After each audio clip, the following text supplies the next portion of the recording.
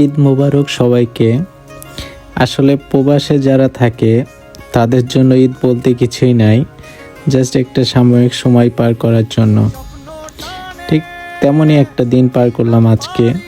ঈদের জন্য সকাল সকাল সব রেডি করলাম, যেটা আসলে দেশে থাকতে, বাংলাদেশে থাকতে যেরকমটা আনন্দ মজা হতো তার কোনো অংশই আসলে পাওয়া যায় না।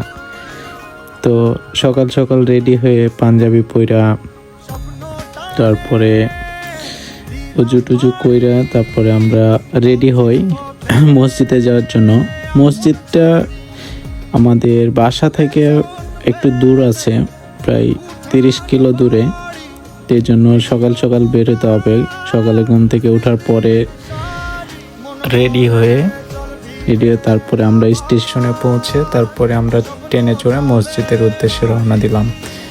সবাই ঈদের নামাজ একসাথে পড়বো এই জন্য। সকাল 7টার সময় আমরা জামাত শেষ করলাম। জামাত শেষ করার পরে ইন্দোনেশিয়ার একজন ইমাম সে নামাজ শেষ করে আমাদের মাঝে খুতবা দিল। আমরা And I bear witness that there is no deity other than Allah, and His servant and messenger.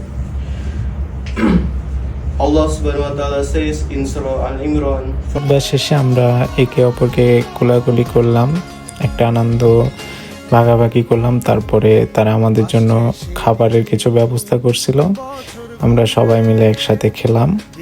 খাওয়া দাওয়া করার পরে আমরা সেখান থেকে আবার বাসার উদ্দেশ্যে রওনা দিলাম।